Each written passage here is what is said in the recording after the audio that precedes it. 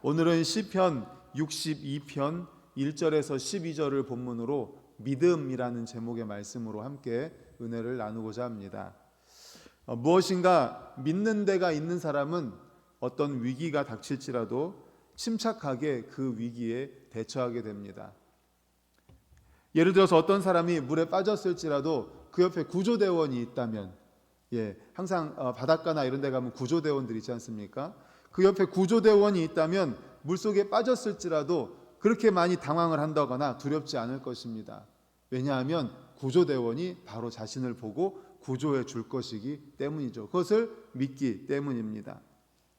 그는 그렇기 때문에 물에 빠졌을 때 자기가 물에 빠졌다는 것을 그에게 알리기만 하면 됩니다. 그런데 자기를 도와줄 사람이 주위에 아무도 없을 경우에는 자기 힘으로 살아나야 되기 때문에 몸부림을 칠 것입니다. 그래서 신앙이 있는 사람과 신앙이 없는 사람은 위기가 닥쳤을 때 차이가 납니다. 믿는 사람은 하나님께서 도와주실 것을 믿기 때문에 그렇게 많이 두려워하지는 않습니다. 하지만 믿지 않는 사람, 하나님에 대한 믿음이 없는 사람은 어려움이 해결될 때까지 계속해서 두려워할 수밖에 없습니다. 그런데 믿는 사람들도 모든 어려움이 자동적으로 해결되는 것은 아닙니다. 그런 어려움에서 우리를 건지시는 하나님의 시기와 방법이 다양하기 때문입니다. 그래서 믿는 사람들에게도 불안과 두려움이 찾아옵니다. 특히 하나님의 구조가 더디면 더딜수록 불안해지죠. 그때 우리가 불안을 이겨낼 수 있어야 하나님의 구원의 때까지 잘 기다릴 수가 있는 것입니다. 오늘 우리가 읽은 시편 62편은 다윗이 압살롬의 반역으로 왕의 자리에서 쫓겨났을 때 쓴 시입니다. 우리가 잘 아는 것처럼 압살롬은 다윗의 아들입니다. 그러니까 아들이 반역을 일으킨 거예요. 반역을 일으켜서 아버지를 왕궁에서 쫓아낸 겁니다. 그때 쓴 시입니다. 다윗은 아들도 잃었습니다. 그리고 신하도 잃었습니다. 백성들도 잃었습니다. 다 잃었습니다. 그리고 왕궁에서 쫓겨나게 됩니다. 마치 그는 깊은 물에 빠져서 허우적거리는 것과 같았고 언제 압살롬의 손에 죽임을 당할지 알 수 없는 그런 상황이었습니다. 그때 다윗의 마음은 아주 많이 불안했던 것 같습니다. 그럼에도 다윗은 그 불안을 이기고 잠잠하게 하나님을 기다리고 있습니다. 잠잠하게 하나님의 구원의 때를 기다리고 있습니다. 아까 말씀드린 것처럼 옆에 물에 빠졌을 때 누군가 구원해 줄 구조대원이 있다면 그는 다윗은 바로 그런 거죠. 구조대원, 하나님과 같은 구조대원과 같은 하나님이 계시다는 믿음이 있기 때문에 잠잠하게 하나님을 기다리고 있는 것입니다. 우리에게 가장 힘든 시간이 바로 사실 이 시간입니다. 어려움은 계속 밀어닥치고 있는데 하나님의 구원은 나타나지 않고 이런 속에서 하나님의 구원을 기다려야 할 때 참 힘들죠. 분명히 하나님은 살아계시고 역사하시고 우리 옆에 계시고 우리를 구원해 주실 것을 믿는데 우리의 생각, 우리의 때와 우리의 방법과 하나님의 때와 하나님의 방법이 다르기 때문에 그래서 하나님을 기다려야 할 때가 참 많이 힘이 듭니다. 그때 마음속으로 마귀는 계속해서 우리에게 이렇게 속삭입니다. 더 이상 하나님 기다려봐야 소용없어. 네 생각대로 해. 네 방법대로 해. 하나님 기다려봤자 소용없어. 그런데 다윗은 이 유혹을 무시하고 끝까지 믿음으로 하나님을 기다렸고 하나님께서는 다윗이 잃었던 모든 것을 다시 찾아주셨습니다. 그렇습니다. 결국 왕좌로 다시 돌아가죠. 다시 왕궁으로 돌아가서 왕위에 오르게 됩니다. 이처럼 우리도 인생의 폭풍우가 계속되는 인생 항로에서 믿음을 갖고 산다는 것은 무엇을 뜻할까요? 인생의 가장 어두운 밤이었던 그때 다윗이 소유한 믿음은 그에게 어떤 의미였을까요? 그 어느 때보다도 힘들었을 것입니다. 다윗은 우리가 잘 아는 것처럼 17세경에 기름 부음을 받습니다. 사무엘에게 기름 부음을 받죠. 왕이 될 것이다. 그런데 바로 왕이 된 것이 아니라 사울의 시기 질투로 인해서 30세가 될 때까지 약 13년 동안을 쫓겨다닙니다. 다윗이 남유다의 왕이 되었습니다. 그리고 이후에 이스라엘까지 전체 왕이 되었습니다. 하지만 그는 전쟁을 많이 했죠. 그를 죽이려고 하는 사람들이 참 많았습니다. 그리고 가장 결정적인 것이 바로 이겁니다. 압살롬, 아들에게 반역을 당한 겁니다. 이보다 더 큰 일이 어디 있겠습니까? 자기가 사랑하는 아들에게 반역을 당해서 왕궁에서 쫓겨나고 신하도 잃고 백성도 잃었으니, 이와 같이 다윗이 인생의 가장 어두운 밤이었던 그때에 소유한 믿음, 다윗이 소유한 믿음은 어떤 믿음이었을까요? 우리는 이 장에서 다윗의 믿음을 보면서 이 어두운 폭풍의 시대에 우리가 믿음을 갖고 산다는 것은 과연 무엇인지 말씀을 통해서 함께 나누려고 합니다. 첫 번째로 믿음은 하나님 안에서만 구원의 소망을 갖는 것입니다. 누구 안에서만요? 하나님 안에서만. 이 만이라는 말이 중요합니다. 조사죠, 조사. 하나님 안에서도가 아니라 하나님 안에서만, 하나님 안에서만 믿음의 소망을, 구원의 소망을 갖는 것입니다. 아들마저 등을 돌린 세상에서 다윗이 누구를 믿으며 누구에게 자기의 구원을 호소할 수 있었겠습니까? 우리 1절을 화면을 보고 다 같이 읽겠습니다. 시작. 나의 영혼이 잠잠히 하나님만 바라며 나의 구원이 그에게서 나오는도다. 아멘. 그는 잠잠히 하나님만 바란다고 말씀하고 있습니다. 하나님만 바란다. 2절에서 보면 그는 오직 그만 나의 반석이시고 나의 구원이시고 나의 산성이시다라고 고백을 합니다. 그는 누구를 말합니까? 바로 하나님이죠. 하나님.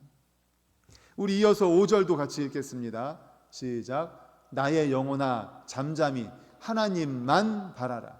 무릇 나의 소망이 그로부터 나오는도다. 아멘. 여기도 마찬가지로 하나님만 바라라 라고 말하죠. 1절과 5절에서 강조하고 있는 단어가 무엇입니까?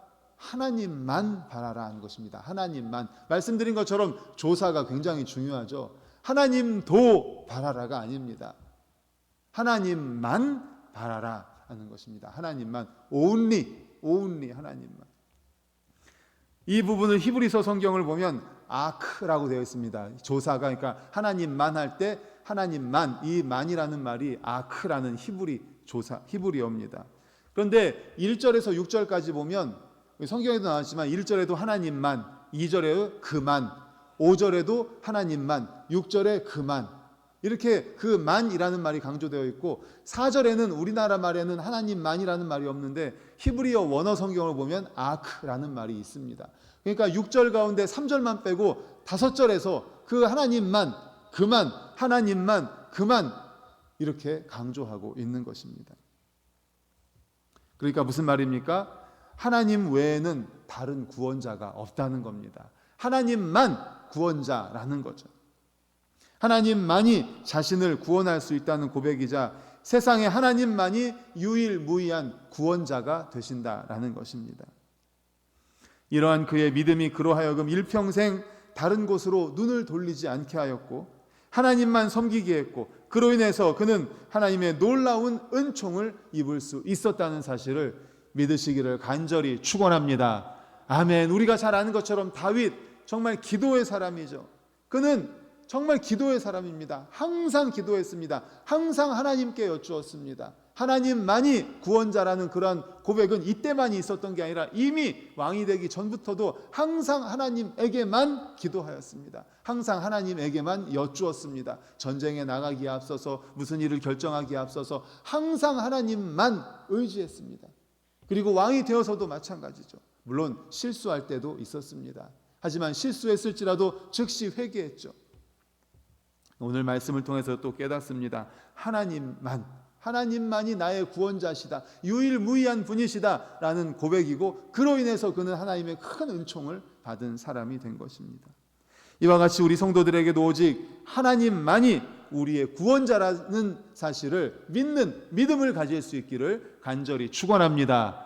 아멘. 그렇습니다. 하나님도가 아닙니다. 하나님만입니다. 하나님만.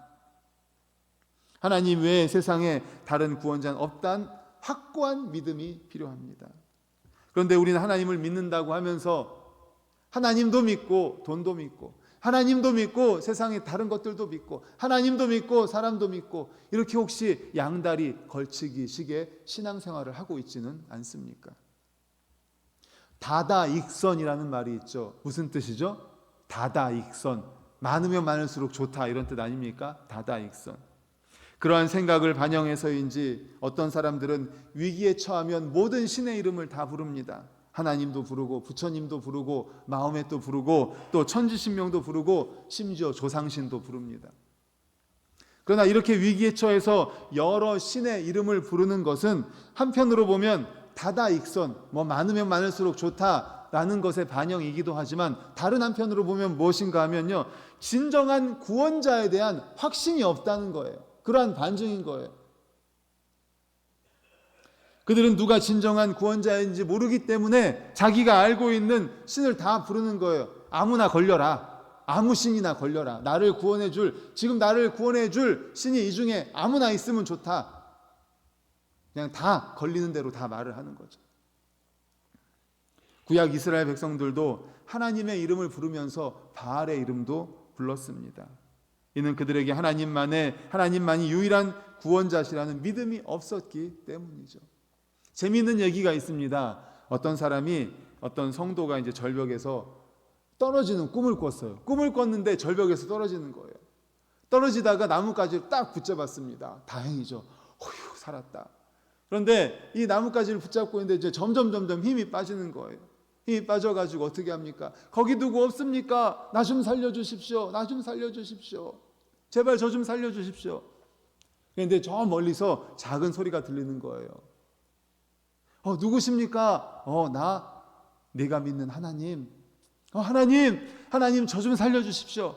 그래, 내가 너를 구원해 줄 테니까 그 나뭇가지를 잡고 있는 손을 놓아라. 네가 그 나뭇가지를 잡고 있는 손을 놓으면 내가 구원해 줄게. 조금 이 남자가 생각을 해보는 거예요. 그러더니 뭐라고 하냐면, 거기 다른 분 안 계세요? 예, 다른 분 안 계세요? 예, 이런 재미있는 예화가 있답니다.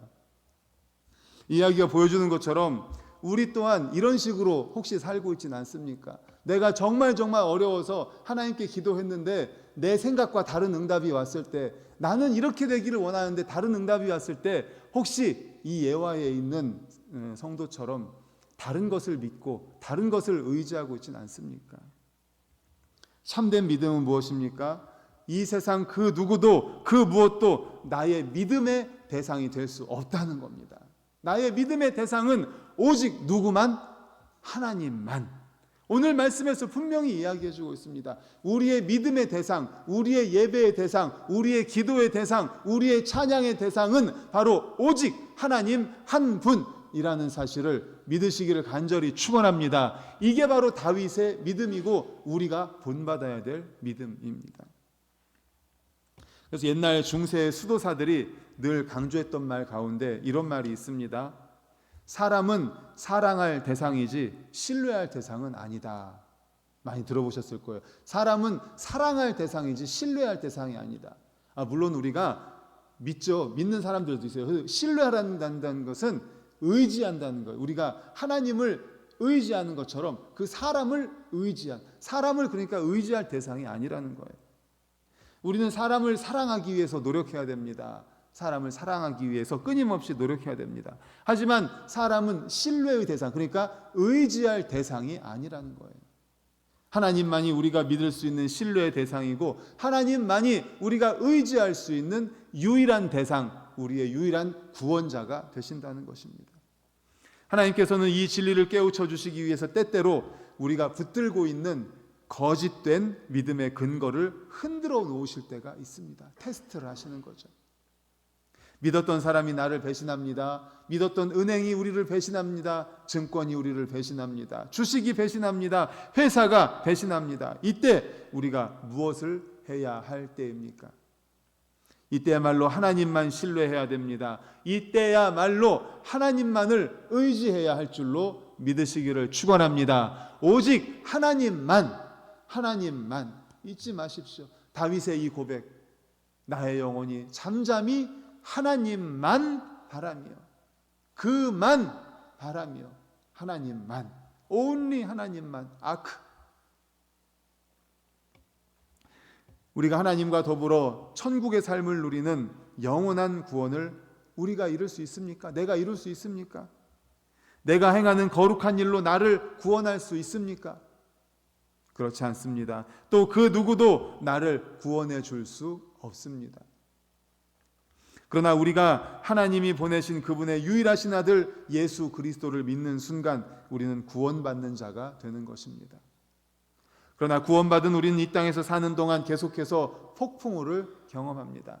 지금까지도 수많은 폭풍우를 만나셨을 거예요. 그리고 앞으로도 계속해서 폭풍우를 우리는 만나게 될 것입니다.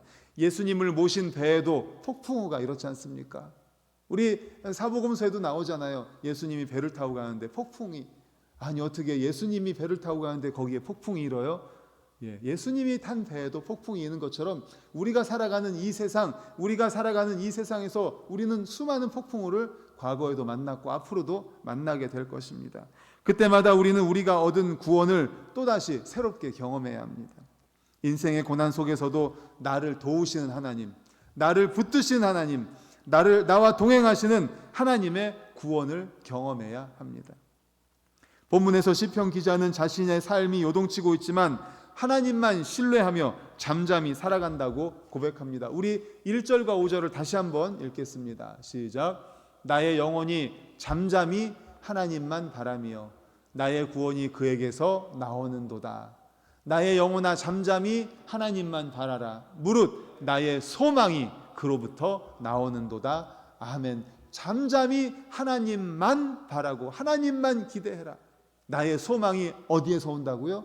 그에게서, 하나님에게서 온다. 잠잠이라는 말은 흔들림이 없는 고요한 침묵을 말합니다. 우리 3절도 읽어볼까요? 이어서 시작. 넘어지는 담과 흔들리는 울타리 같이 사람을 죽이려고 너희가 일제히 공격하기를 언제까지 하려느냐. 아멘. 넘어지는 담이 넘어져요. 담이 넘어지면 얼마나 위험합니까? 거기에 깔리면 어떻게 되겠습니까? 흔들리는 울타리라는 것, 담이라는 게 뭐예요? 집을 보호해 주는 거잖아요. 상징적인 거죠. 집이 있으면, 우리가 그 안에 살고 있으면 담은 그 집을 보호해 주는 거예요. 울타리는 그 집을 보호해 주는 거예요. 그런데 담이 흔들려요. 우리의 보호가 흔들리는 거예요. 울타리가 흔들리는 거예요. 그리고 넘어지려고 해요. 그것처럼 사람을 죽이려고 너희가 일제히 공격하기를 언제까지 하려느냐. 이제 말씀드렸지만 이것은 아들 압살롬의 반역에 의해서 도망가서 쓴 시라고 했잖아요. 이제 그러한 상황을 지금 시적으로 표현을 하고 있는 거지 않습니까? 그런데 우리가 이 땅을 살아가면서 우리가 그와 같은 경험, 폭풍우 치는 경험, 넘어지는 담, 흔들리는 울타리 같은 그러한 인생의 폭풍우 치는 경험을 하지 않았습니까? 또 말씀드린 것처럼 우리는 앞으로 그렇게 할 것입니다. 건강의 담, 건강으로 흔들립니다. 또 자녀로 인해서 역시 다윗과 같이 흔들릴 수 있습니다. 또 물질로 인해서 흔들릴 수 있습니다. 또 그 외에 인간관계 때문에 흔들릴 수 있습니다. 우리는 수많은 폭풍으로 인해서 넘어지는 담과 같이, 넘어지는 울타리와 같은 그러한 경험을 하게 될 것입니다. 지금까지 나를 보호하고 있다고 믿었던 담과 울타리가 흔들리기 시작합니다. 오늘 우리가 믿고 있는, 우리를 둘러싸고 있는 모든 것들이 요동치고 있습니다. 넘어지는 담과 흔들리는 울타리 같은 사람, 그곳에서 흔들리고 있는 나를 죽이려고 공격해오는 세상. 하지만 이렇게 흔들리는 세상의 한 복판에서도 다음과 같이 당당하게 고백할 수 있기를 간절히 소망합니다. 바로 1절입니다. 1절을 다 같이 읽겠습니다. 시작. 나의 영혼이 잠잠히 하나님만 바라며 나의 구원이 그에게서 나오는도다. 아멘. 나의 영혼이 잠잠히 하나님만 바라며 나의 구원이 누구에게서요? 그에게서, 하나님에게서 나온다. 그래서 나는 잠잠히 하나님만 바란다. 어떻게 이런 고백을 할 수 있습니까? 그것은 바로 구원의 소망을 하나님께만 두었기 때문인 줄로 믿습니다. 하나님, 우리의 유일한 구원자 되시는 하나님, 유일한 구원자 되시는 하나님. 담이 흔들리고 울타리가 흔들리고 우리가 믿었던 모든 것들이 흔들리지만 아직도 잠잠히 이 세상에서 살 수 있는 것은 구원의 소망을 하나님께만 두었기 때문입니다. 세상이 흔들리고 담이 무너지는데도 내 마음에 쉼이 있고 안정이 있고 고요한 침묵이 있고 세월을 견딜 수 있는 능력이 있는 것은 구원의 소망을 오직 하나님께만 두었기 때문임을 믿으시기를 간절히 축원합니다. 그러므로 우리 반석교회 모든 성도님들도 구원의 소망을 오직 하나님께만 유일한 구원자 되시는 우리를 사랑하시되 끝까지 사랑하시고 독생자 예수까지도 아끼지 않고 우리를 위해 보내주시고 십자가에 달려 죽기까지 사랑하신 그 하나님, 바로 그 하나님 안에만 우리의 구원의 소망이 있다는 사실을 믿으시고 당당하게, 우리도 또 잠잠히 다윗과 같이 나의 영혼아 잠잠히 하나님만 바라며 라고 고백할 수 있기를 간절히 축원합니다. 아멘. 그런가 하면 두 번째로 믿음은 하나님 안에서만 자유를 갖는 것입니다. 뭘 갖는다고요? 자유입니다. 자유. 하나님만이 나의 유일한 신뢰의 대상이라고 고백한다면 그분에게만큼은 모든 것을 말할 수 있지 않을까요? 우리가 의지할 수 있는 유일한 대상, 우리가 신뢰할 수 있는 유일한 대상, 오직 하나님 한 분입니다. 그렇다면 그분에게 우리가 모든 것을 말할 수 있지 않겠습니까? 또 그분과 모든 것을 의논할 수 있지 않을까요? 그분은 우리의 모든 것을 다 아시는 분이십니다. 우리보다도 더 잘 아십니다. 나보다 나를 더 사랑하십니다. 우리의 머리카락까지 다 세신 바 되시는 분이라고 성경에 말하지 않습니까? 내 속에 있는 좌절도 아십니다. 내 속에 있는 이중성도 아십니다. 열등감, 상처, 거룩하지 못한 동기들 등등 나를 잘 아십니다. 내 안에 있는 모든 것을 아십니다. 그렇다면 우리가 감춘들 무슨 소용이 있겠습니까? 모두 다 내어놓고 그분 앞에 마음을 열 수 있다면, 그분과의 관계에서 자유를 누릴 수 있다면 이것이야말로 삶에서 신앙인이 향유할 수 있는 가장 아름다운 모습이 아닐까요? 진리를 알지니 진리가 너희를 자유하게 하리라. 8절을 읽겠습니다. 우리 이어서 다 같이 시작. 백성들아 시시로 그를 의지하고 그의 앞에 마음을 토하라. 하나님은 우리의 피난처시로다. 셀라. 아멘. 백성들아 말합니다. 이제 시시로 그를 의지하라. 시시로 백성들을 향해서 시시로 하나님을 의지하라고 권면합니다. 시시로라는 말은 자주 하나님을 의지하라 이런 말이 아닙니다. 그럼 뭘까요? 항상 하나님을 의지하라. 항상 하나님을 의지하라라는 말입니다. 자주가 아니라 항상 의지해야 됩니다.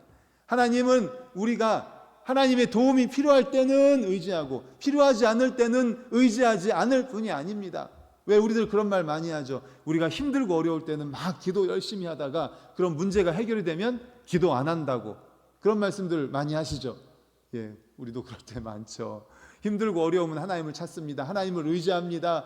간절히 기도합니다. 눈물을 흘립니다. 그러다가 해결이 되면 어떻게 돼요? 그 다음은 이제 기도하는 게 게을러지는 거예요. 하나님은 그런 분이 아니라는 거고요. 그렇게 하지 말라는 거예요. 시시로 항상 의지하라는 겁니다. 항상. 평탄할 때나 환난이 올 때나 한결같이 하나님을 의지해야 됩니다. 환난의 때 하나님을 더욱 의지해야 하는 것은 당연하지만 환난의 때에만 하나님을 부르고 그렇지 않을 때는 하나님을 의지하지 않는 것은 정말 얕은 신앙입니다. 얕은 믿음입니다. 그런데 계속해서 보면 다윗은 다시 한번 말씀 보여주세요. 8절 두 번째 줄 읽어볼까요? 그의 앞에 시작. 그의 앞에 마음을 토하라. 이렇게 얘기합니다. 토하라. 그의 앞에 마음을 토하라. 하나님을 의지하는 방법입니다. 토한다는 것은 물을 쏟아낸다 이런 뜻입니다.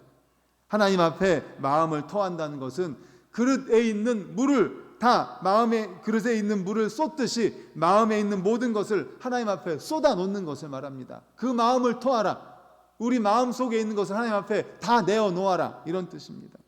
슬픈 일도 내어놓고 괴로운 일도 내려놓고 또 근심되고 걱정되는 일, 좋은 일, 좋지 않은 일, 모든 일을 다 하나님 앞에 다 내어놓으라는 거예요. 다, 전부 다. 우리는 하나님 앞에 내 속에 있는 열등감, 좌절감, 갈등, 무의식까지도 다 끄집어 내놓아야 합니다. 있는 것을 다 토하라. 다 내어놓아라. 그릇에 있는 물을 다 쏟는 것처럼 우리 속에 있는 것을 숨김없이 거짓 없이. 왜요? 다 아시잖아요.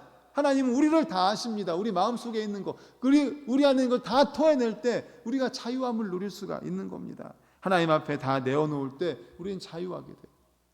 자유한 관계는 어떤 관계입니까? 투명한 관계입니다. 숨길 것이 없는 관계입니다. 그때 우리가 자유롭잖아요. 우리가 뭔가를 숨기고 있다고 생각을 해보세요. 긴장되잖아요. 숨기고 있어요. 저 사람한테 내가 뭘 숨기고 있는데 이걸 알아채면 어떡하지?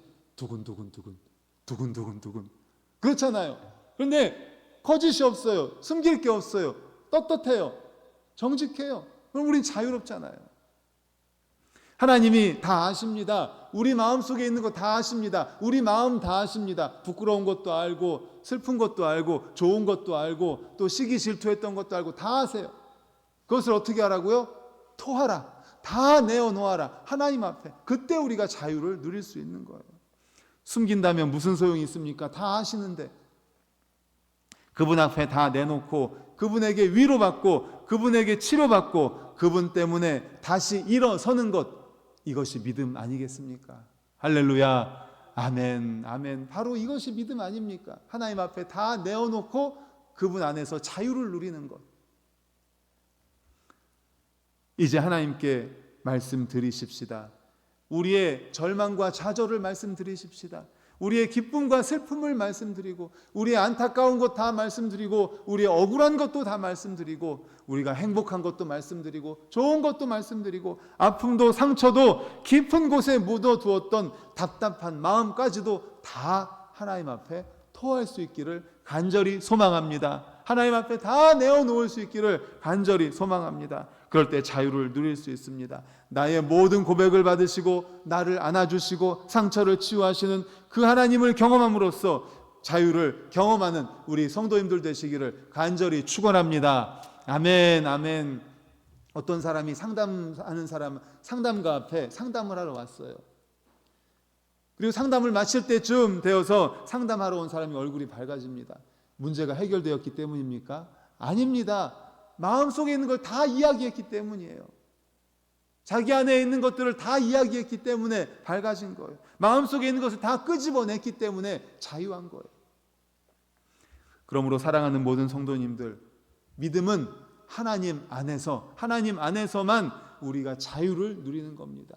우리 안에 있는 모든 것을 다 끄집어내고 다 토해냄으로써 부끄러울 것이 없어요. 하나님은 다 아시니까 그 하나님 앞에 다 내어놓고 자유함을 누리실 수 있기를 간절히 축복합니다. 아멘. 세 번째 마지막입니다. 믿음은 하나님 안에서만 가치의 변화를 갖는 겁니다. 뭐라고요? 가치의 변화. 가치관이 바뀌는 거예요. 우리의 생각이 바뀌는 거예요. 가치관이 바뀌는 건 너무너무 중요합니다. 많은 교인들이 믿음을 예수 믿고 구원받아서 천국의 소망을 갖고 사는 것으로만 생각합니다. 물론 가장 중요하고 가장 기본적이고 본질적인 거죠. 우리가 지금 1월부터 2월까지 계속해서 구원에 대해서 이야기하지 않습니까? 거듭남에 대해서 이야기했어요. 사마리아 여인, 수가성 여인이 예수님을 그리스도로, 예수님을 나의 구주로, 주님으로 믿었어요. 바로 그것이 구원받는 것이고 그것이 거듭난 거예요. 지난주에 생명의 다리 예화 말씀 우리가 받았지 않습니까? 가장 중요한 거고 가장 본질적인 것입니다. 그러나 믿음에 대한 이해가 그 정도에서 끝나서는 안 됩니다. 그렇다면 우리의 믿음은 보험 수준일 수밖에 없어요. 우리가 보험을 왜 들어요? 뭐 생명보험 아니면 뭐 실손보험 이런, 우리가 실손보험 많이 드시죠 요즘은. 실손보험 왜 들어요? 사고가 났을 때 그 치료비를 받으려고 실손보험 드는 거잖아요. 그러면 실손보험은 치료가 안 났을 때는 보험료를 받지 못하잖아요. 우리의 구원을, 우리의 믿음을 그렇게 생각하면 안 된다는 거예요. 물론 당연히 그거는 기본적이고 본질적입니다. 하지만 죽어서 천국 가는 것, 그것으로 거기서만 끝내서는 안 된다는 거예요. 이것은 생명보험에 가입하듯 천국 복음에 가입해놓고 내가 예수 믿어두면 이 다음에 천국 가겠지라고 생각하는 것과 같습니다. 그럼 저 멀리 있는 천국을 향한 투자는 그렇게 한다 손 치고 지금 이곳에서의 삶은 그럼 어떻게 하겠습니까? 지금 이곳에서의 삶은 아까 말씀드린 것처럼 실손보험에 들었어요. 그거는 뭔가 사고가 있고 치료를 받았을 때 보험료를 받는 거예요. 우리가 예수 그리스도를 믿어서 천국 가요? 영원한 생명을 얻었어요? 그거는 죽은 이후의 일이잖아요. 그러면 지금은요? 오늘 이 세상을 사는데 우리의 믿음은 얼마나 유용합니까? 믿음을 죽음 이후를 위한 투자 정도로만 생각한다면 바람이 불고 파도가 있는 이 세상 한복판에서 우리의 믿음은 어떻게 되는 겁니까? 그러나 우리가 정말 하나님을 내 존재의 근거로 믿는다면, 내 생명의 주인이시면서 또한 뿐만 아니라 내 삶의 주인, 내 존재의 근거로 믿는다면 얘기는 달라집니다. 우리 2절을 화면을 보고 같이 읽겠습니다. 시작. 오직 그만이 나의 반석이시요 나의 구원이시요 나의 요새이시니 내가 크게 흔들리지 아니하리로다. 아멘. 오직 주님만이, 오직 하나님만이 우리의 반석이다. 반석이 뭐예요? 우리 교회 이름이 뭐예요? 반석교회. 제가 우리 교회 이름 너무너무 좋아한다고 그랬죠. 반석, 기초예요. 기초, 근거, 바탕. 반석이 흔들리면 전체가 다 흔들리는 겁니다. 너무너무 중요한 거죠. 하나님만이 하나님이 반석이라는 거예요. 우리의 삶의 존재의 근거, 삶의 주인이 되시는 거예요. 생명의 주인이실 뿐만 아니라 우리 삶의 주인이신 분이 바로 하나님이시라는 겁니다. 하나님을 내 삶의 근거, 내 삶의 진정한 소망이 되는 분으로 믿는다면 반드시 가치관의 변화가 따라와야 합니다. 가치관의 변화, 생각의 변화죠. 이 땅을 살아갈 때에 우리의 생각의 변화. 우리가 잘 아는 것처럼 사도 바울 어떤 사람입니까? 예수 믿기 전에는 예수 믿는 사람을 핍박했던 사람입니다. 너무너무 핍박했어요. 그래서 스데반이 죽을 때 제일 먼저 앞장서서 돌을 던졌던 사람이 바로 사울, 사도 바울 아닙니까? 사도 바울이 이름이 바뀌기 전이 사울이었어요. 사울. 그는 예수 믿는 사람들, 기독교인들에 대한 증오심, 그리고 그들을 박해한다는 자부심과 우월감으로 가득 차 있었습니다. 그래서 그를 체포하기 위해서 다메섹까지 가잖아요. 그러나 예수님을 만나 회심한 바울은 이렇게 고백합니다. 고린도전서 15장 9절 10절 우리 화면 보고 읽습니다. 시작. 나는 사도 중에 가장 작은 자라. 나는 하나님의 교회를 박해하였으므로 사도라 칭함받기를 감당하지 못할 자니라. 그러나 내가 나된 것은 하나님의 은혜로 된 것이니 내게 주신 그의 은혜가 헛되지 아니하여 내가 모든 사도보다 더 많이 수고하였으나 내가 한 것이 아니요 오직 나와 함께 하신 하나님의 은혜로라. 아멘. 우리가 너무나 잘 아는 사도 바울의 고백 아닙니까? 바울의 신앙과 모든 가치관이 순식간에 바뀌게 되었습니다. 다메섹 도상에서 예수 그리스도를 만나고 그의 가치관이 완전히 바뀌게 되었습니다. 그는 과거에 자신이 자랑했던 모든 것들을 배설물로 여겼습니다. 그가 길리기아 다소에서 태어났습니다. 얼마나 자랑을 많이 했습니까? 로마 시민권을 태어나면서 가지고 있었습니다. 그리고 최고의 학부를 자랑하는 가말리엘의 문화생이었습니다. 베냐민 지파요 히브리인 중에 히브리인이었습니다. 바리새인이라는 것을 긍지로 살고 있었던 사람입니다. 너무나 세상적으로 볼 때 자랑할 것이 많았습니다. 그런데 이 모든 자랑할 것을 완전히 뭐로 여겼다고요? 배설물로 여겼다라고 말합니다. 배설물. 이런 것들은 세상에서 권세를 누릴 수 있는 확실한 조건들입니다. 그러나 예수 그리스도를 만난 후로부터 그 모든 것들이 헛되다는 것을 깨달은 거예요. 배설물. 그리스도 안에서 세상에 대한 가치관이 완전히 바뀌게 된 거죠. 가치관의 변화, 가치의 변화, 생각의 변화가 일어난 겁니다. 사도 바울은 이후에 그의 생애는 그야말로 당하는 삶을 살았습니다. 유대 종족에게 당하고 이방인에게 매를 맞고 투옥당하고 망신당하고 죽을 만큼 맞고 어마어마하게 그런 고통을 당했습니다. 그러나 그에게는 구람이 없었습니다. 좌절이 없었습니다. 슬픔이 없었습니다. 왜 그렇습니까? 예수 그리스도로 말미암아 가치관의 대전환이 있었기 때문입니다. 가치관의 변화가 있었기 때문에. 그러므로 시편 기자가 말하는 믿음의 삶의 모습, 즉 울타리가 넘어지고 담이 무너지고 사람들이 나를 공격해 와도 그렇지만 사도 바울의 가치관의 변화, 그리고 하나님 안에서의 이 가치관의 변화로 말미암아 내 영혼이 잠잠히 하나님만 바라며라고 고백하였던 이 시편 기자처럼 우리 모든 성도님들도 예수 그리스도로 말미암아 구원받음으로 거듭남으로 말미암아 가치관의 변화로 말미암아 이렇게 울타리가 넘어지고 담이 넘어지는 폭풍우의 상황 속에서도 내가 하나님만 바라며 그러므로 나의 영혼이 잠잠히 하나님만 바라며 라고 고백할 수 있는 우리 모든 성도님들이 되시기를 간절히 축원합니다. 아멘. 이제 말씀을 정리하려고 합니다. 이 세상은 참으로 요란합니다. 폭풍우 치는 현실입니다. 그리고 우리들을 위협하는 요소들이 그 외에도 너무나 많이 있습니다. 넘어지는 담과 흔들리는 울타리 같이 우리들을 망하게 하고자 달려드는 사람들도 있습니다. 그래서 건강으로 인해서, 그 외에도 또 말씀드린 인간관계 때문에, 또 우리를 넘어뜨리려고 하는 그들 때문에, 또 그 외에도 수많은 여러 가지 이유로 인해서 정말 폭풍우 치는 삶을 살아가고 있습니다. 이러한 때 하나님에 대한 절대적인 믿음이 없다면 우리는 요동할 수밖에 없습니다. 하지만 우리에게 하나님만이 나의 구원자시라는 확고한 믿음이 있다면 우리는 폭풍처럼 밀어닥치는 환난 가운데서도 잠잠히 하나님만 바라며 요동치 않을 수 있습니다. 우리 모든 성도님들이 그러한 확고한 믿음의 소유자들이 될 수 있기를 간절히 축원합니다. 아멘. 기도하시겠습니다. 결단의 찬양을 드리도록 하겠습니다. 우리 찬송가 291장입니다. 찬송가 291장. 오직 주 예수님 널 돌보신다. 오직 주 예수님 널 사랑해. 예, 우리 291장 찬양하겠습니다.